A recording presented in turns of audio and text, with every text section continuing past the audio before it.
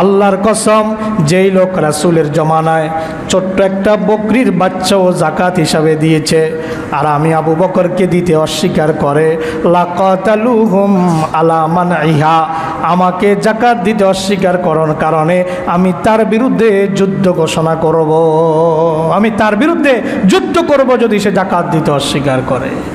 তাহলে গুরুত্ব কতখানি, এটা জাকাতের গুরুত্ব বোঝানোর জন্য এই দুইটা হাদিস আপনাদেরকে শোনালাম। জাকাতের এতখানি গুরুত্ব ইসলামের মধ্যে, ইসলামের নিয়ম অনুযায়ী যদি আমরা জাকাত ব্যবস্থা কায়েম করতে পারতাম, সমাজে কোনো দারিদ্র আর খুঁজে পাওয়া যেত না, কোনো দরিদ্র খুঁজে পাওয়া যেত না। আমাদের পরিগঞ্জে যত মানুষের উপরে জাকাত ফরজ হয়েছে, সবগুলা মানুষ যদি কোরআন অনুযায়ী জাকাত দিত, তাহলে একটা মানুষও পরিগঞ্জে আমার মনে হয় দরিদ্র খুঁজে পাওয়া যেত না। আপনারা কি আমার কথার সাথে একমত? অথচ আজকে আমরা জাকাত নিয়ে তামাশা করতেছি, নিজের খেয়াল খুশি মতো করছি। ইসলাম জাকাত দিয়েছে সমাজ থেকে দরিদ্রতাকে দূর করে দেওয়ার জন্য। সকল মানুষ সমান হয়ে যাবে, দরিদ্ররা জাকাত পাইতে পাইতে একটা সময় সেও ধনীতে পরিণত হয়ে যাবে। যখন সে মালিকে নেশাব হবে, তখন আর তার জাকাতের প্রয়োজন হবে না। আপনার 5 লাখ টাকা জাকাত আসছে, আপনি 5 লাখ টাকা 5 জন লোককে 5টা গরু কিনে দেন না? কথা কি বুঝতেছেন? 5টা গরু কিনে দেন না 5 জন লোককে, আগামী বছর তাদের আর জাকাত খাওয়ার প্রয়োজন হবে না। ওই 5টা আপনার গাভী থেকে দুধ দহন করে বাজারে বিক্রি করবে, পরিশ্রম করবে, তখন আর বেকার থাকতে হবে না। গাভীর পিছে সময় দিবে, এই গাভীর এই পরের বছর এই একটা বাছুর হবে, তার পরের বছর একটা বাছুর হবে, এক সময় সে নিজে লাখপতি হয়ে যাবে। কথা বলেন ঠিক কিনা? ইসলাম জাকাত এই জন্য প্রবর্তন করেছে। আল্লাহ রাসূল বলেছেন, কিয়ামতের আগে মানুষ জাকাত নিয়ে রাস্তায় রাস্তায় ঘুরে বেড়াবে, কিন্তু জাকাত খাওয়ার মতো সেদিন কেউ থাকবে না। আপনি চাইলেও তখন জাকাতের ইবাদতটা করতে পারবেন না। এখন সুযোগ আছে, এখনই করার সময়, তখন চাইলেও করতে পারবেন না। চাবেন যে জাকাতটা দিয়া সওয়াবের মালিক হই, জাকাতের ইবাদতটা আদায় করি, কিন্তু তখন আর জাকাত নেওয়ার মতো কেউ থাকবে না।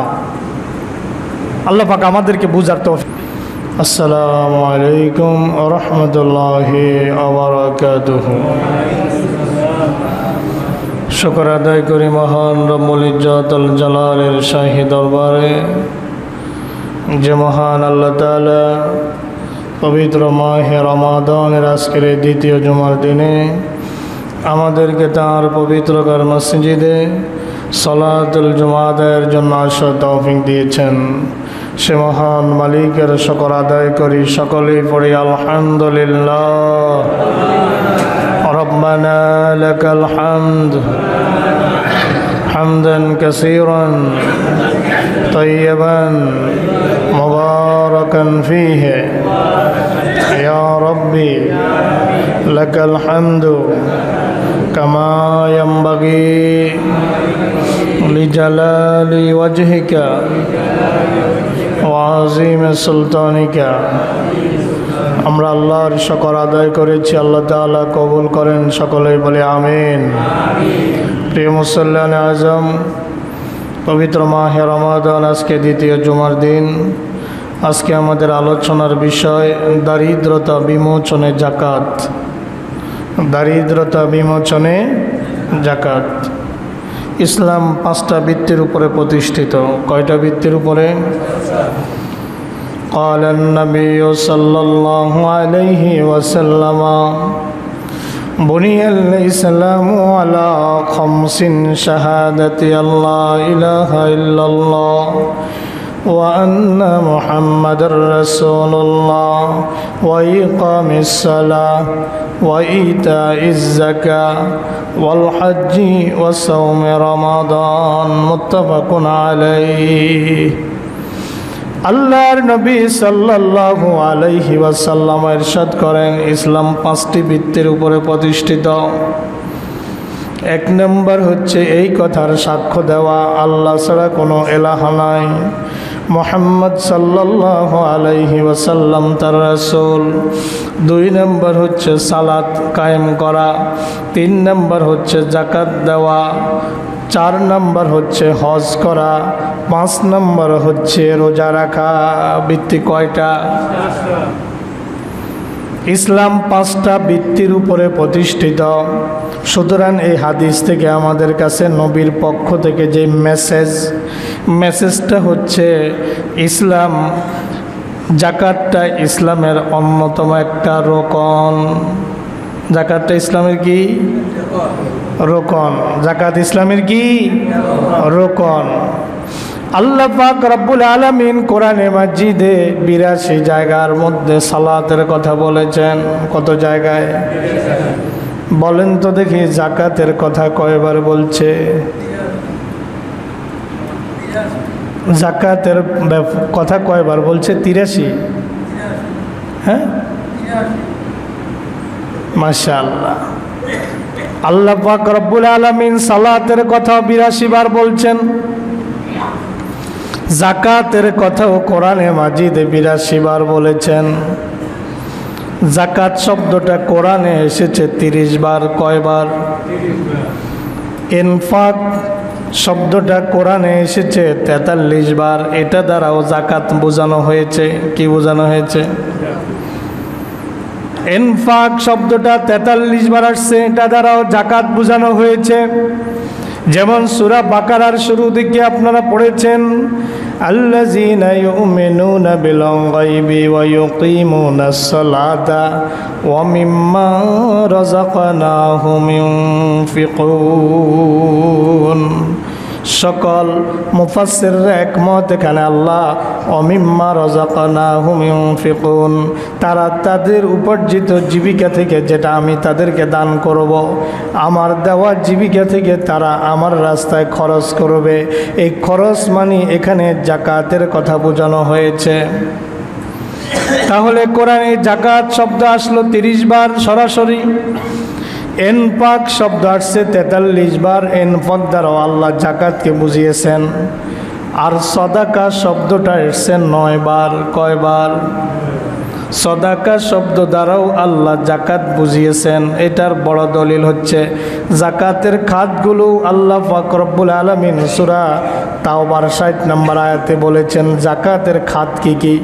সেখানে আল্লাহ শুরু করেছেন এইভাবে, ইন্নামাস সাদাকাতু লিল ফুকারা ওয়াল মাসাকিনি ওয়াল আমিলিনা আলাইহা ওয়াল মুআল্লাফাতি কুলুবুহুম ওয়া ফির রিকাবি ওয়াল গারিমিনা ওয়া ফি সাবিলিল্লাহি ওয়া ইবনিস সাবিল ফারিদাতাম মিনাল্লাহি ওয়াল্লাহু আলিমুন হাকীম। এখানে আল্লাহ সদাকা বলে যাকাতকে বুঝিয়েছেন। তাহলে সর্বমোট কয়বার হলো? 30 আর 43 73, 73 আর 9 82। সুতরাং সালাতের যেরকম গুরুত্ব, ইসলামে যাকাতের সমান গুরুত্ব। আমরা যাকাতটাকে অবহেলা করি না? শুধু অজুহাত খুঁজি যাকাত কেমনে না দিয়া সারা যায়। যাকাত যেভাবে না দিয়া সারা যায়, দোকানে ইনভেস্ট করে, ব্যবসা ইনভেস্ট করে, যাকাত দিতে বললে কয় মাত্র ইনভেস্ট করছি, এখনও তো লাভ আসে নাই। লাভের দরকার নাই, যেটা ইনভেস্ট করছেন ওইটার উপরে যাকাত ফরজ। কথা কি বোঝা গেছে? ঘরে স্বর্ণ আছে, এটার উপরে যাকাত ফরজ। ব্যাংকে ডিপোজিট আছে, ওটার উপরে যাকাত ফরজ। আপনার টোটাল যা আছে সব মিলায়া নেশাব পরিমাণ হলেই আপনাকে যাকাত দিতে হবে। যা আছে সব মিলায়া নেশাব হইলে কি দিতে হবে? যাকাত দিতে হবে। ডিপিএস আছে, এফডিআর আছে, তারপরে ব্যবসা বাণিজ্য আছে, স্বর্ণ আছে, রৌপ্য আছে, সব একসাথে জমা করবেন। পুকুরে মাছ আছে, আপনার ধারণা আছে না যে আপনি বছরে কয় টাকার মাছ বিক্রি করেন? মাছ আছে পুকুরের মধ্যে, ওই মাছের যাকাত দিতে হবে আপনাকে। কথা কি বুঝেননি? অন্যান্য জিনিসের 1 বছর পূর্ণ হওয়া লাগবে, কিন্তু আপনি মাছের খামার করছেন, ওই মাছের খামারের 1 বছর পুরো হওয়া লাগবে না। আজকে বাজারে যদি উঠাইলে 1 লাখ টাকার মাছ বিক্রি করতে পারেন, এরকম সম্ভাবনা থাকে ওই 1 লাখ টাকার উপরে। অথবা পুকুরে কি পরিমাণ মাছ আছে আপনার তো ধারণা আছে, আপনি কত মাছ পেলেছেন, মাছের সাইজটা কীরকম হয়েছে, আনুমানিক একটা হিসাব ধরে ওইটার যাকাত দিতে হবে। ফাজলামির কোনো সুযোগ নাই। আপনি দুনিয়াতে কৌশল করলেন, কিন্তু আল্লাহ তো আপনার মনের খবর জানে, নাকি জানে না? এখন আমাদের দেশে যে প্রক্রিয়া জাকাত দেওয়া হয়, আমি এই মসজিদে প্রত্যেক বছর বলি, এইভাবে জাকাত দিলে কিয়ামত পর্যন্ত জাকাত দেওয়া হইলে আল্লাহ যে উদ্দেশ্যে জাকাত ফরজ করেছেন এই উদ্দেশ্য বাস্তবায়ন হবে না। আমাদের দেশে 500 টাকা করে দেয়, আমাদের দেশে কাপড় দেয়। ওই দিন দেখছি এক নেতা কাপড় দিছে। কি দিছে?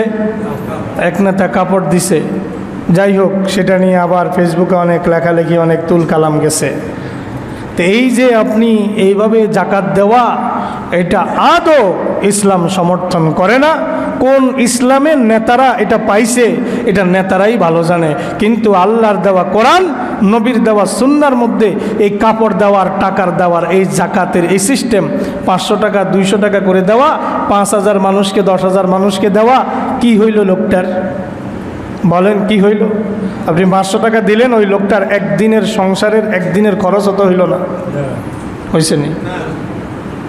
আপনি 500 টাকা দিলেন, একদিনে সে যে পরিবার নিয়ে একবেলা ভালো খাবে, এই 500 টাকা দিয়ে কি পসিবল? সম্ভব? আপনারে কে বলছে ফাজলামি করতে? আপনি তো জাকাত আল্লাহর সন্তুষ্টির জন্য দিচ্ছেন না, আপনি তো জাকাতটা দিচ্ছেন মানুষকে দেখানোর জন্য যে অমুকে জাকাত দিতেছে। কথা কন না? কথা ঠিক না? বা ঠিক? ইসলামের জাকাত একটা ইবাদত। জাকাত একটা কি? জাকাত একটা কি? ইবাদত। আপনার মধ্যে যদি ন্যূনতম 1% এই মানসিকতা লালন করেন যে আমি জাকাত দিব, মানুষকে দেখায়া মানুষ জানবে আমি জাকাত দেই, আপনার জাকাতে তো কবুল হবে না। কারণ জাকাতটা কি? ইবাদত। ইবাদত হতে হবে কার জন্য? ইবাদত কবুলের 2টা শর্ত আছে। কয়টা শর্ত? 1 নম্বর শর্ত লিওয়াজহিল্লাহি তাআলা, ইবাদতটা হবে শুধু আল্লাহর সন্তুষ্টির জন্য। কার সন্তুষ্টির জন্য? 2 নম্বর শর্ত, ইবাদত হতে হবে আল মুতাবাআতু লিরাসূলিল্লাহি সাল্লাল্লাহু আলাইহি ওয়াসাল্লাম, রাসূলের অনুসরণে ইবাদত হওয়া লাগবে। এখন জাকাত ইবাদত কিনা? কথা কয় না। জাকাত ইবাদত কিনা? অবশ্যই ইবাদত। জাকাত অবশ্যই ইবাদত, অন্যতম ইবাদত। এই ইবাদত আপনি যদি লোক দেখানোর জন্য করেন, তাহলে ইবাদত আপনার কাছে, আপনার এই ইবাদত আল্লাহর কাছে কবুল হবে না। রাসূল বলছেন, মান সাল্লা ইউআরি ফাকাদ আশরাকা ওয়া মান সামা ইউরাই ফাকাদ আশরাকা। যে ব্যক্তি মানুষকে দেখানোর জন্য নামাজ পড়ে সে শিরক করলো, যে মানুষকে দেখানোর জন্য রোজা রাখে সে শিরক করলো। ঠিক এইভাবে যে ব্যক্তি মানুষকে দেখানোর জন্য দান সাদাকা করে, জাকাত দেয়, ওই ব্যক্তি আল্লাহর সাথে শিরক করলো। কার সাথে? কিয়ামতের দিন এই দানশীলেরা আল্লাহর আদালতে উপস্থিত হবে। দুনিয়াতে কোটি কোটি টাকা জাকাত দিছে, দান করছে, দেখবে আমল নামায় কোনো সওয়াব নাই। আমল নামার পৃষ্ঠার পর পৃষ্ঠা শুধু খালি আর খালি। কোনো জাকাতের সওয়াব নাই, সালাতের সওয়াব নাই, সিয়ামের সওয়াব নাই, কিচ্ছু নাই, শুধু ফাঁকা আর ফাঁকা, আমল নামা ফাঁকা। আল্লাহকে বলবে রব্বুল আলামিন, এত এত জাকাত দিলাম, দান করলাম, সাদাকা করলাম, রব্বুল আলামিন আমার সওয়াব কই গেছে?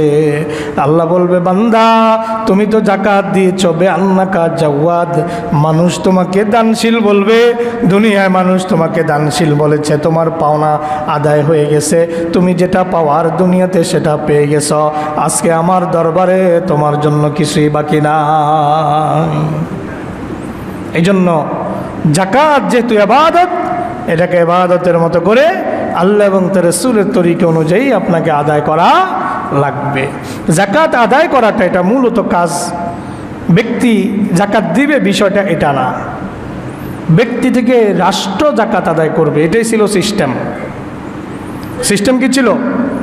ব্যক্তি থেকে জাকাত আদায় করবে কে? রাষ্ট্র। কিন্তু আমাদের কপাল পড়া, আমাদের সেই রাষ্ট্রের নাগরিক হওয়ার সৌভাগ্য আমাদের হয় নাই। আমাদের রাষ্ট্র জাকাত রাষ্ট্রীয়ভাবে বাধ্য করে না নাগরিককে জাকাত দেওয়ার জন্য, এটা আমাদের জন্য দুর্ভাগ্য। কোরআনে মাজিদ সূরাতুল হজ আয়াত নাম্বার 41-এর মধ্যে আমার আল্লাহ বলেন, আল্লাযীনা ইন মাক্কান্নাহুম ফিল আরদি أقاموا الصلاة وآتوا الزكاة وأمروا بالمعروف ونهوا عن المنكر ولله عاقبة الأمور আল্লাহ পাক বলেন আল্লাযীনা ইন মাক্কান্নাহুম ফিল আরদে, যাদেরকে আমি পৃথিবীতে কর্তৃত্ব দান করব, ক্ষমতা দান করব, তাদের মৌলিক 4টা কাজ। কয়টা কাজ? ইসলামী সরকারের মৌলিক কাজ হলো 4টা। আল্লাযীনা ইন মাক্কান্নাহুম ফিল আরদি আকামুস সালাতা, 1 নম্বর কাজ হলো রাষ্ট্রীয়ভাবে তারা নামাজ কায়েম করবে। 1 নম্বর কাজ কি? রাষ্ট্রীয়ভাবে সালাত কায়েম করবে। 2 নম্বর কাজ ওয়া আতাউজ যাকাতা, 2 নম্বর কাজ হলো সরকারের 2 নম্বর ডিউটি, জনগণ যাদের উপরে যাকাত ফরজ হয়েছে তাদের থেকে যাকাত আদায় করা। যাকাত দেওয়ার বিষয় নয়, যাকাত আদায়ের বিষয়। রাষ্ট্র তাকে বাধ্য করবে যাকাত দেওয়ার জন্য। 3 নম্বর কাজ আমারু বিল মারুফে, সৎ কাজের আদেশ দিবে। ওয়া নাহাউ আনিল মুনকার, খারাপ কাজ থেকে নাগরিককে বাধা প্রদান করবে। 3 নম্বর কাজে আবার আসি, ওয়া আমারু বিল মারুফ, ভালো কাজের আদেশ করবে। সামাজিক কাজ, শৃঙ্খলার কাজ, আল্লাহর ইতাআতের কাজ, নবীর ইতাআতের কাজ, আনুগত্যের কাজ, যত ভালো কাজ আছে মানবতার জন্য কাজ করা, সমাজের জন্য কাজ করা, ভালো ভালো কাজ করা, মানুষের কল্যাণে কাজ করা, এই কাজগুলোর জন্য রাষ্ট্র নাগরিককে নির্দেশ প্রদান করবে। এটা রাষ্ট্রের কর্তব্য। রাষ্ট্র মানুষকে ভালো পথে ডাইভার্ট করার চেষ্টা করবে, মানুষকে ভালো কাজের প্রতি রাষ্ট্রে উৎসাহিত করবে। 4 নম্বর কাজ হচ্ছে ওয়া নাহাউ আনিল মুনকার, নাগরিকরা যেন কোনো অপরাধ করতে না পারে সেটা বাধা প্রদান করবে। কি প্রদান করবে? রাষ্ট্র নাগরিক যেন অপরাধ করতে না পারে, রাষ্ট্রের কাজ হচ্ছে বাধা প্রদান করবে। কিন্তু দুর্ভাগ্যজনক হলেও সত্য, আমাদের রাষ্ট্র স্বাধীনতার 54 বছরের দায়িত্বগুলো পালন করতে ব্যর্থ হয়েছে। আর ব্যর্থ হওয়ার ফলেই আসিয়ার মতো একটা মেয়েকে অকালে জীবন দিতে হয়েছে। আসিয়ার মতো একটা মেয়েকে দর্শিতা হয়ে দুনিয়া থেকে বিদায় নেওয়া লাগছে। 70 বছরের বুড়িয়া দ্বারা দর্শিতা হলো। কেন আমরা পারলাম না তাকে প্রটেক্ট করতে? একটা জীবন কেন অকাতরে চলে যেতে হলো? একটা জীবন কেন এইভাবে অসময়ে চলে যেতে হলো? আল্লাহ যদি হায়াত না থাকে আরও কম বয়সে চলে যেতে পারে, কিন্তু এই অত্যাচার সহ্য করে কেন মেয়েটাকে চলে যেতে হলো? কারণ হচ্ছে রাষ্ট্র নাগরিকের নিরাপত্তা দিতে ব্যর্থ হয়েছে। এটা শুধু ইউনূস সরকার না, স্বাধীনতার 54 বছরে এই রাষ্ট্র চরমভাবে ব্যর্থ হয়েছে। কালকে পরিসংখ্যান দেখলাম, বিগত সরকারের 6 বছরে, 15 বছরের হিসাব না, 6 বছরে 43,000 নারী এবং শিশু ধর্ষিত হয়েছে। এখন কিছু মানুষ মিডিয়ার মধ্যে এটাকে এমনভাবে ছড়াচ্ছে মনে হয় যেন বাংলাদেশ ইউনূস ক্ষমতায় আসার আগে সবাই দোয়া তুলসী পাতা ছিল, এই দেশে কোনো অপরাধী হয় নাই। অপরাধের পক্ষে সাফাই গাচ্ছে না, এটা ধারাবাহিক প্রক্রিয়ায় যখন অন্যান্য শিশুগুলো মারা গিয়েছিল, স্বাধীনতার 54 বছরে যদি অপরাধগুলোকে নির্মূল করা হতো, কঠোর হস্তে দমন করা হতো, একটা দর্শনের বিচার যদি আমরা কোরআনের আইন দিয়ে করতে পারতাম, তাহলে আর কোনো যুবক, আর কোনো দুষ্কৃতিকারী, আর কোনো নৈতিকতা বিবর্জিত কোনো যুবক সাহস করতো না কোনো নারীকে দর্শন করার। কথা বলেন ঠিক কিনা? তাহলে রাষ্ট্রের 4টা মৌলিক দায়িত্ব হচ্ছে জনগণের জন্য কাজ করা। 1, সালাত রাষ্ট্রীয়ভাবে কায়েম করা। 2, যাকাত নাগরিক থেকে রাষ্ট্র আদায় করা। 3, নাগরিককে ভালো কাজের নির্দেশ দেওয়া, ভালো কাজে উদ্বুদ্ধ করা, উৎসাহিত করা। 4 হচ্ছে নাগরিক যেন খারাপ কাজ না করে সেখানে তাকে বাধা প্রদান করা, প্রাচীর হয়ে দাঁড়ানো, অপরাধ দমন করা। এটা রাষ্ট্রের দায়িত্ব। কার দায়িত্ব? রাষ্ট্রের দায়িত্ব। এখন রাষ্ট্র যাকাত আদায় করে না, যে যার মতো দেয়, ইচ্ছা হইলে যাকাত দেয়, ইচ্ছা হইলে যাকাত দেয় না। আল্লাহর নবী সাল্লাল্লাহু আলাইহি ওয়াসাল্লাম হযরত মুআজ ইবনে জাবাল রাদিয়াল্লাহু তাআলা আনহুকে ইয়ামান দেশের গভর্নর করে পাঠান। কোন দেশের? ইয়ামান দেশের গভর্নর করে আল্লাহর নবী হযরতে মুআজ ইবনে জাবালকে পাঠান। যখন পাঠাচ্ছিলেন রাসূল মুআজকে কয়েকটা নির্দেশ দিলেন। 1 নম্বর নির্দেশ, উদউহুম ইলা শাহাদাতি আল্লাহ ইলাহা ইল্লাল্লাহ ওয়া আন্নী রাসূলুল্লাহ। মুআজ, তোমার 1 নম্বর দায়িত্ব হলো তুমি যখন ইয়েমেনে যাবে, তুমি ইয়েমেনের নাগরিকদেরকে নির্দেশ করবে তারা যেন এই কথার সাক্ষ্য দেয়, তাদেরকে দাওয়াত দিবে, দ্বীনের দাওয়াত দিয়ে তাদেরকে বলবে আল্লাহ ইলাহা ইল্লাল্লাহ। তারা যেন এই কথার সাক্ষ্য দেয় আল্লাহ ছাড়া কোনো মাবুদ নাই। ওয়া আন্নী রাসূলুল্লাহ, আর আমি মুহাম্মাদুর রাসূলুল্লাহ, আল্লাহর পক্ষ থেকে প্রেরিত রাসূল। ফাইনহুম আতাউ লিযালিকা, যদি তারা কালেমার স্বীকৃতি দেয়, তারা যদি ঈমান আনে, তোমার 2 নম্বর কাজ ফাআলিমুহুম আন্নাল্লাহ ক্বাদ ইফতারাজা আলাইহিম 5 সালাওয়াতিন ফি কুল্লি ইয়াউমিন ওয়া লাইলাতিন। তাদেরকে জানায়া দাও আল্লাহ পাক তাদেরকে ঈমান আনার পরে তাদের উপরে ফরজ করে দিয়েছেন দিনে এবং রাতে 5 ওয়াক্ত সালাত। কত ওয়াক্ত? আল্লাহর নবী এর পরে মুআজকে বলেন ফাইনহুম আতাউ, যদি তারা 5 ওয়াক্ত সালাত তারা মেনে নেয়, তারা পালন করে, ফাআলিমুহুম আন্নাল্লাহা ইফতারাজা আলাইহিম সাদাকাতান ফি আমওয়ালিহিম। আল্লাহ তাআলা তাদের সম্পত্তির উপরে যাকাতকে ফরজ করে দিয়েছেন।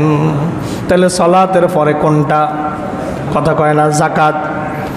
আন্নাল্লাহা কদ ইফতারাজা আলাইহিম সাদাকাতান ফি আমওয়ালিহিম, আল্লাহ তাদের সম্পত্তির উপরে যাকাত ফরজ করে দিয়েছেন। তুখাযু মিন আগনিয়াইহিম ওয়া তুরাদ্দু আলা ফুকারাইহিম। সুতরাং তোমার ডিউটি হচ্ছে তুমি ধনীদের থেকে যাকাত আদায় করবা। যাকাত কি করবা? তুখাযু, তুমি আদায় করবা, মিন আগনিয়াইহিম, তাদের ধনীদের থেকে যাকাত আদায় করবা রাষ্ট্রীয়ভাবে। ওয়া তুরাদ্দু আলা ফুকারাইহিম, যাকাত আদায় করার পরে যাকাতের মালগুলা, যাকাতের সম্পদগুলা তাদের দরিদ্রদের মাঝে বন্টন করে দিবে। তাহলে বন্টনের দায়িত্ব কার? রাষ্ট্রের। রাওয়াহুল বুখারী, হাদিস কানা বুখারীতে এসেছে 1395।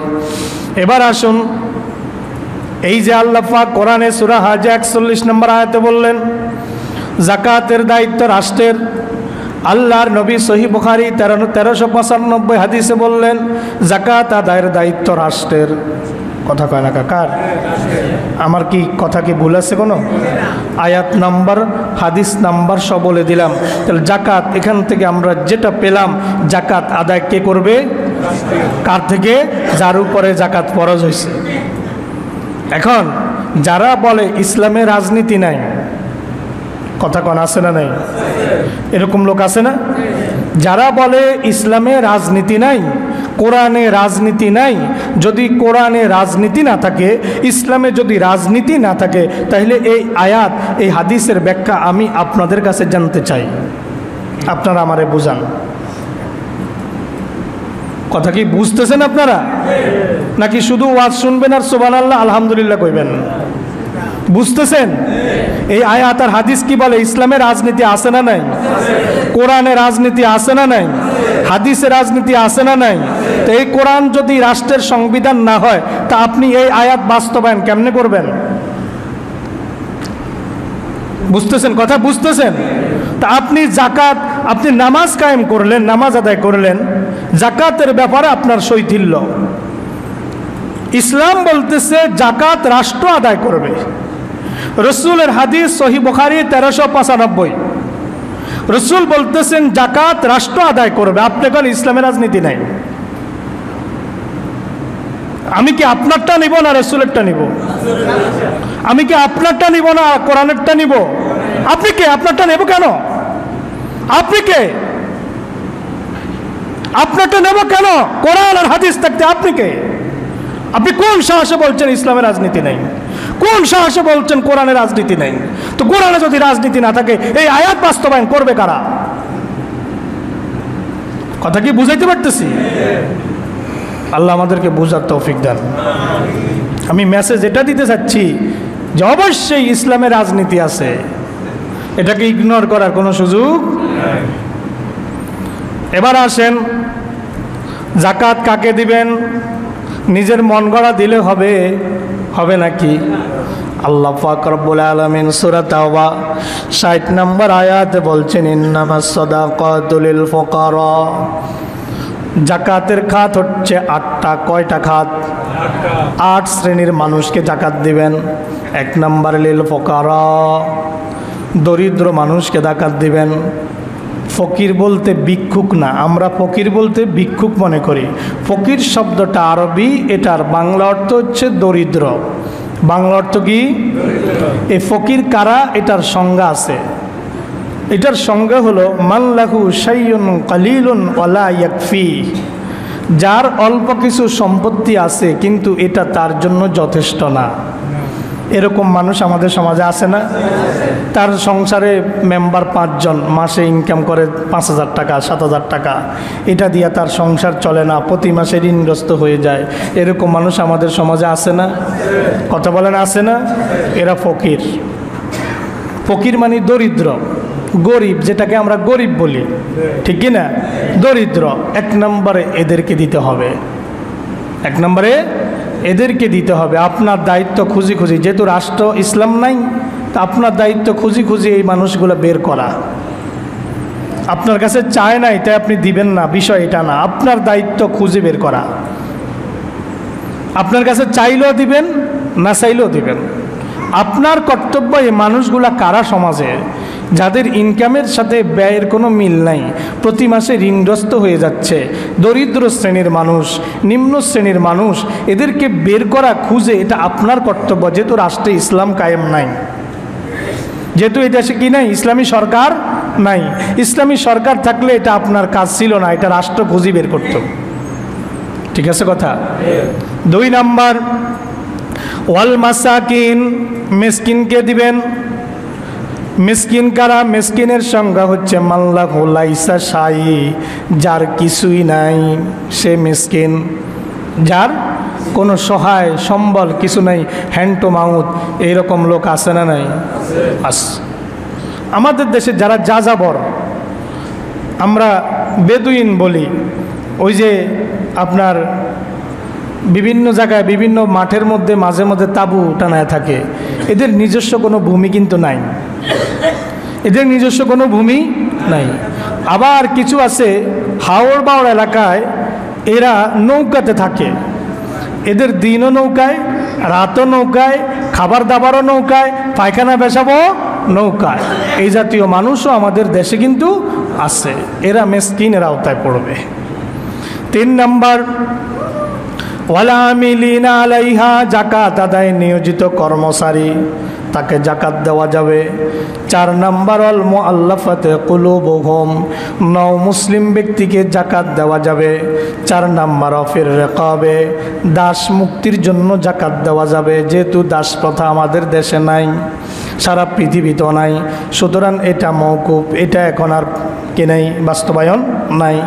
6 নাম্বার ওয়াল গারিমিনা, ঋণগ্রস্ত ব্যক্তি। কি ব্যক্তি? ঋণগ্রস্ত ব্যক্তি। এখন এই ঋণগ্রস্ত কোন ব্যক্তি? গীতকালীন দিয়া বাজারে দোকান একটা কিনছে 50 লাখ টাকা দিয়া, নিজের কাছে 40 লাখ ছিল, 10 লাখ ঋণ করছে। এই লোকরে দিবেন? তো কথা কয় না। এই লোকরে দিবেন? বিল্ডিং একটা বানাইছে 30 লাখ টাকা দিয়া, 20 লাখ টাকা ছিল, 10 লাখ টাকা ইটওয়ালা কিছু পাইব, সিমেন্টওয়ালা কিছু পাইব, রডওয়ালা কিছু পাইব, রাজমিস্ত্রি কিছু পাইব, বালুওয়ালা কিছু পাইব। এরে দিবেন? আরে না, এই ঋণগ্রস্ত নয়, ওই ঋণগ্রস্ত ব্যক্তি 50 লাখ দিয়ে 40 লাখ ছিল, এখন ঋণ করছেন 10 লাখ, ওইটা জাকাত থেকে নেবেন। ফাজলামির একটা সীমা আছে। কথা কি বুঝতেছেন? খবরদার, বুঝতে হবে। ওয়াল গারিমিনা ফি সাবিলিল্লাহ, 7 নাম্বার হচ্ছে আল্লাহর রাস্তায় যারা জিহাদ করে, আল্লাহর দ্বীনকে, লিইলাই কালিমাতিল্লাহ, আল্লাহর জমিনে আল্লাহর দ্বীনকে প্রতিষ্ঠা করার জন্য যারা সংগ্রাম করে, তাদেরকে যাকাত দিবেন। এটা 7 নাম্বার। 8 নাম্বার হচ্ছে ওয়াবনিস সাবিল, মুসাফির ব্যক্তি। একটা লোক সফরে আছে, বাড়িতে অনেক সহায় সম্পত্তি আছে, কিন্তু পথের মধ্যে এখন নিঃস্ব হয়ে গেছে। তার কাছে খাবার দাবারও টাকা নাই, বাড়িতে যোগাযোগ করতে পারে না, টাকাও আনাইতে পারে না। পথিমধ্যে এই লোক জাকাতের টাকা খাইতে পারবে। এই 8 শ্রেণীর বাহিরে কাউকে জাকাত দেওয়া যাবে না, মসজিদে জাকাত দেওয়া যাবে না। কোনো মাদ্রাসায় যদি এতিমখানা থাকে, লিল্লা বোর্ডিং থাকে, তাহলে সেখানে দিতে পারবেন, কিন্তু জাকাতের টাকা দিয়া মাদ্রাসার ভবন করা যাবে? কথা বুঝতেছেন? জাকাতের টাকা দিয়া মাদ্রাসা বিল্ডিং উঠাইব, মাদ্রাসার মধ্যে ওযুখানা করব, মাদ্রাসার মধ্যে টয়লেট বানাইব, খবরদার, 1 টাকাও দিবেন না। মাদ্রাসায় জাকাত দিবেন, খোঁজ নিবেন এই মাদ্রাসায় এতিমখানা আছে কিনা, এই মাদ্রাসা লিল্লা ফান্ড আছে কিনা, লিল্লা বোর্ডিং আছে কিনা। যদি লিল্লা বোর্ডিং থাকে, এতিমখানা থাকে এবং তাদের হিসাব যদি আলাদা থাকে, কথা কি বুঝতেছেন? তাদের লিল্লা খাত আলাদা থাকতে হবে, এতিমখানার ফান্ড আলাদা থাকতে হবে। সব যদি জগা খিচুড়ি হয়, খবরদার ওখানে দিবেন না। মাদ্রাসার বেতনও যেখানে, জাকাতের টাকাও সেখানে, ফিতরের টাকাও সেখানে, সাধারণ দানের টাকাও সেখানে, খবরদার ওই মাদ্রাসায় দিবেন না। মাদ্রাসায় জাকাত দেওয়ার আগে মুহতামিমকে, হুজুরকে জিজ্ঞাসা করবেন, আপনার মাদ্রাসায় কি লিল্লা বোর্ডিং আছে? হ্যাঁ আছে। আপনার মাদ্রাসায় কি এতিমখানা আছে? আছে। এগুলার কি আলাদা কোনো অ্যাকাউন্ট আছে, হিসাব আছে? আছে। তাহলে জাকাত দিবেন, না হয় আপনার জাকাত আদায় হবে না, হবে না, হবে না। জেনারেলি মাদ্রাসায় জাকাত দেওয়া যায় না। কথা কি বুঝা গেছে? আল্লাহ পাক আমাদেরকে বুঝার তৌফিক দান করুন, আমিন। এবার আসুন,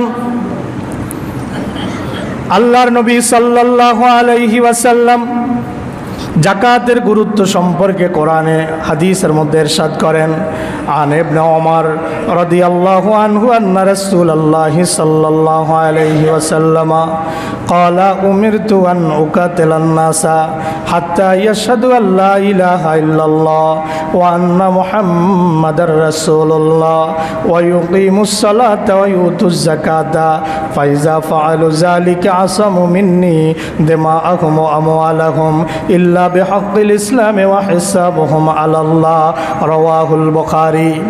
আল্লাহর নবী বলেন, আল্লাহ পাক আমাকে নির্দেশ দিয়েছেন সংগ্রাম করার জন্য, মানুষের সাথে সংগ্রাম করার জন্য, হাত্তা ইয়াশহাদু আল্লাহ ইলাহা ইল্লাল্লাহ ও আন্না মুহাম্মাদার রাসূলুল্লাহ, যতক্ষণ না তারা সাক্ষ্য দিবে আল্লাহ এক এবং মুহাম্মদ তার রাসূল। ওয়া ইউকিমুস সালাতা, যতক্ষণ না তারা নামাজ কায়েম করবে। ওয়া ইউতুজ যাকাতা, যতক্ষণ না তারা যাকাত দিবে। ফাইজা ফাআলু যালিকা, যখন তারা ঈমান আনবে, যখন তারা সালাত আদায় করবে, যখন তারা যাকাত আদায় করবে। ফাআলু যালিকা আসামু মিন্নি দিমাআহুম ওয়া আমওয়ালাহুম, তাদের সম্পদ, তাদের জীবন আমি মুহাম্মদ থেকে নিরাপদ হয়ে গেল। সুবহানাল্লাহ। তার মানে যাকাত অস্বীকার করার কোনো সুযোগ নেই। আল্লাহ রাসূল বলেন, আল্লাহ রাসূলের প্রিয় সাহাবী হযরত আবু বকর সিদ্দিক রাদিয়াল্লাহু আনহু যখন খেলাফতে কিছু কিছু মানুষ রাসূলের জামানায় যাকাত দিয়েছে, রাসূলের ওফাতের পর কিছু কিছু মানুষ যাকাত দিতে অস্বীকার করেছে। সহিহ বুখারীতে 1399 নম্বর হাদিসের মধ্যে এসেছে, হযরত আবু বকর সিদ্দিক বলেন, আল্লাহি লা উকাতিলান্না, আল্লাহ, আল্লাহর কসম, লা উকাতিলান্না, আমি অবশ্যই ওই ব্যক্তির বিরুদ্ধে যুদ্ধ করব, মান ফাররাকা বাইনাস সালাতি ওয়াজ যাকাত, যে লোকটা নামাজ আর যাকাতের মধ্যে পার্থক্য করবে। ইসলামে নামাজের যতখানি গুরুত্ব, যাকাতের ঠিক ততখানি গুরুত্ব। আবু বকর বলেন, আল্লাহি, আল্লাহর কসম, লা উকাতিলান্না, আমি অবশ্যই ওই ব্যক্তির বিরুদ্ধে যুদ্ধ করব, মান ফাররাকা বাইনাস সালাতি ওয়াজ যাকাত, যে লোকটা নামাজ আর যাকাতের মধ্যে পার্থক্য করবে। আল্লাহে ফাইন্না যাকাতা হকুল মালে, কেননা যাকাত হচ্ছে মালের হক। ওয়াল্লাহি লাউ মানাউনি আনাকান কানু ইউদ্দুনাহা ইলা রাসূলিল্লাহ, আল্লাহর কসম, যেই লোক রাসূলের জমানায় ছোট্ট একটা বকরির বাচ্চাও যাকাত হিসাবে দিয়েছে, আর আমি আবু বকরকে দিতে অস্বীকার করে, লাকাতালুহুম আলা মানইহা, আমাকে যাকাত দিতে অস্বীকার করার কারণে আমি তার বিরুদ্ধে যুদ্ধ ঘোষণা করব, আমি তার বিরুদ্ধে যুদ্ধ করব যদি সে যাকাত দিতে অস্বীকার করে। তাহলে গুরুত্ব কতখানি, এটা জাকাতের গুরুত্ব বোঝানোর জন্য এই দুইটা হাদিস আপনাদেরকে শোনালাম। জাকাতের এতখানি গুরুত্ব ইসলামের মধ্যে। ইসলামের নিয়ম অনুযায়ী যদি আমরা জাকাত ব্যবস্থা কায়েম করতে পারতাম, সমাজে কোনো দারিদ্র আর খুঁজে পাওয়া যেত না, কোনো দরিদ্র খুঁজে পাওয়া যেত না। আমাদের পরিগঞ্জে যত মানুষের উপরে জাকাত ফরজ হয়েছে, সবগুলা মানুষ যদি কোরআন অনুযায়ী জাকাত দিত, তাহলে একটা মানুষও পরিগঞ্জে আমার মনে হয় দরিদ্র খুঁজে পাওয়া যেত না। আপনারা কি আমার কথার সাথে একমত? অথচ আজকে আমরা জাকাত নিয়ে তামাশা করতেছি, নিজের খেয়াল খুশি মতো করছি। ইসলাম জাকাত দিয়েছে সমাজ থেকে দরিদ্রতাকে দূর করে দেওয়ার জন্য। সকল মানুষ সমান হয়ে যাবে।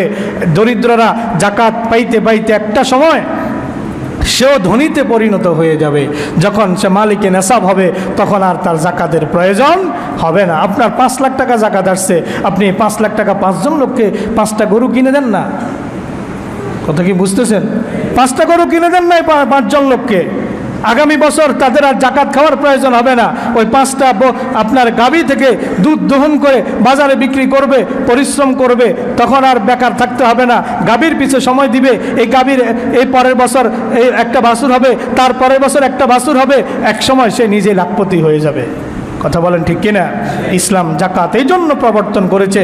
আল্লাহ রসুল বলেছেন, কিয়ামতের আগে মানুষ জাকাত নিয়ে রাস্তায় রাস্তায় ঘুরে বেড়াবে, কিন্তু জাকাত খাওয়ার মতো সেদিন কেউ থাকবে না।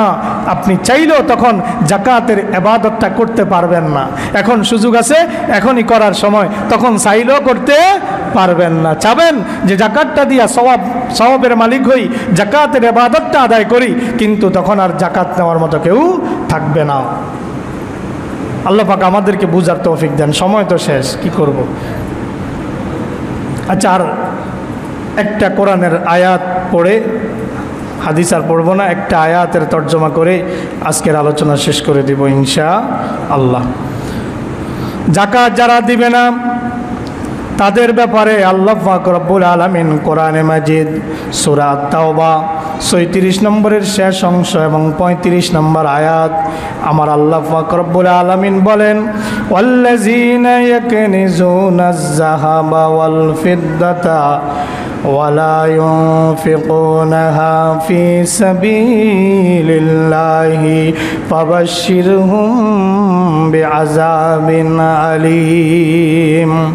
আল্লাহ পাক বলেন, যারা ধন সম্পদ গচ্ছিত রাখে, আল্লাযীনা ইয়াকনিজুনাজ যাহাবা ওয়াল ফিদ্দাতা, যারা স্বর্ণ এবং রূপা জমায়া রাখে, ওয়ালা ইউনফিকুনাহা ফী সাবিলিল্লাহ, আল্লাহর পথে ব্যয় করে না, মানে যাকাত দেয় না, ফাবাশশিরহুম বিআযাবিন আলীম, নবী হে আপনি তাদেরকে জাহান্নামের যন্ত্রণাদায়ক শাস্তির সুসংবাদ দিন। ইয়াউমা ইউহমা আলাইহা ফী নারে জাহান্নামা ফাতুকওয়া বিহা জিবাহুহুম ওয়া জুনুবুহুম ওয়া যুহুরুহুম। আল্লাহ পাক বলেন, এমন একদিন আসবে, ইউহমা আলাইহা ফী নারে জাহান্নামা, তাদের ওই স্বর্ণ এবং রূপা এগুলাকে আল্লাহ পাক রব্বুল আলামিন জাহান্নামের আগুনে উত্তপ্ত করবেন, গরম করবেন। ফাতুকওয়া বিহা জিবাহুহুম ওয়া জুনুবুহুম ওয়া যুহুরুহুম, অতঃপর ওই স্বর্ণ রূপকে গরম করে, আগুনের মধ্যে গরম করে তার কপালে সেঁক দেওয়া হবে, তার এই যে পাঁজরের মধ্যে 500 দেশে সেঁক দেওয়া হবে, তার পিঠের মধ্যে সেঁক দেওয়া হবে, আর বলা হবে, হাজা মা কানাজতুম, এটা হচ্ছে তোমার জমাকৃত সম্পদ, লিআনফুসিকুম, যেটা জাকাত না দিয়ে শুধু নিজের জন্য গচ্ছিত করে রেখেছ, এটা তোমার সেই সম্পদ। ফাযুকু মা কুনতুম তাকনিজুন, তুমি যে সম্পদ জমা করেছিলা, আজকে সেটার বিনিময়ে তুমি শাস্তি আস্বাদন করো। স্বর্ণকে গরম করে কপালে সেঁক দিবে, পিঠে সেঁক দিবে, পাঁজরে সেঁক দিবে, রূপাকে গরম করে কপালে সেঁক দিবে, পাঁজরে সেঁক দিবে, পিঠে সেঁক দিবে। এখন আপনাকে সিদ্ধান্ত নিতে হবে, আপনি জাকাত দিবেন কি দিবেন না। আমার কথা নয়, নবীজি আল্লাহ পাকের কোরআন সূরা আত-তাওবা 35 নম্বর আয়াত। একটা হাদিস বলে শেষ করে দিচ্ছি, ভাবছি বলবো না, না বললে মনটাও শান্তি পায় না। আন আবি হুরায়রা রাদিয়াল্লাহু আনহু ক্বালা ক্বালা রাসূলুল্লাহি সাল্লাল্লাহু আলাইহি ওয়াসাল্লাম, আল্লাহর নবী বলেছেন, মান আতাহুল্লাহু মালান আল্লাহ যাকে সম্পদশালী করেছেন ফালাম ইউয়াদ্দে যাকাতাহু, সে যদি জাকাত না দেয় মুসিলাহু মালুহু ইয়াউমাল কিয়ামাতে সুজাআন আকরা, তার ওই সম্পদকে কিয়ামতের দিন আল্লাহ পাক বিশাল সাপে পরিণত করবে। কিসে পরিণত করবে? বিশাল সাপে পরিণত করবে। জাবিবাতানে লাহু জাবিবাতানে, তার মধ্যে দুইটা আপনার দাগ থাকবে, তার ওই সাপের মাথার মধ্যে দুইটা দাগ থাকবে। ইউতাউবিকুহু ইয়াউমাল কিয়ামাতে, কিয়ামতের দিন ওই সাপটা তাকে পেঁচিয়ে ধরবে। সুম্মা ইয়াখুযু বিলিহজিমাতাইহি ইয়ানি বিশিদকাইহি, অতঃপর দুই দিক থেকে তার এই চোয়ালের মধ্যে, তার গালের মধ্যে সাপ দংশন করতে থাকবে।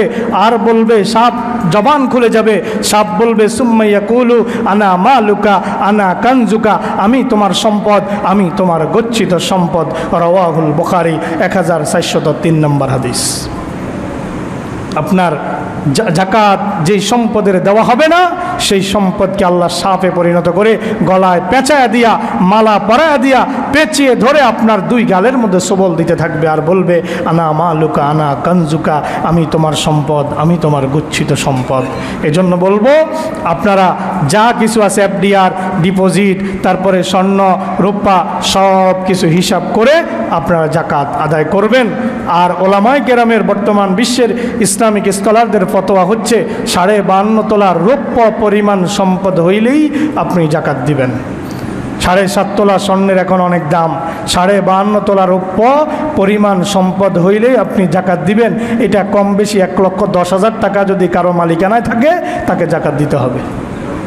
কারণ এখন রৌপ্যার সর্বোচ্চ দাম হচ্ছে 2,450 টাকা। এক ভরি রূপার মূল্য 2,450 টাকা। 2,450 ইন্টু 52.50, 52.50 মানে 52.5, এটা দিয়ে পূরণ দিবেন। 2450-রে 52.50 দিয়ে পূরণ দিবেন। যেই টাকা আসবে, এই টাকা যদি আপনার জিম্মায় গত 1 বছর থাকে, এটার উপরে আপনি জাকাত দিবেন। ওলামায়ে কেরামের বর্তমান সকল ইসলামিক স্কলারদের এটাই ফতোয়া যে আপনি 7.5 তোলা স্বর্ণ পরিমাণ নাই, কিন্তু 52 তোলা সম্পদ যদি থাকে, এটার উপরে জাকাত দিবেন। কারণ আপনি যদি সর্বনিম্নটার উপরে জাকাত দেন, তাহলে গরিবদের বেশি উপকার হবে। আল্লাহ পাক আমাদেরকে বুঝার তৌফিক দান বলে আমিন।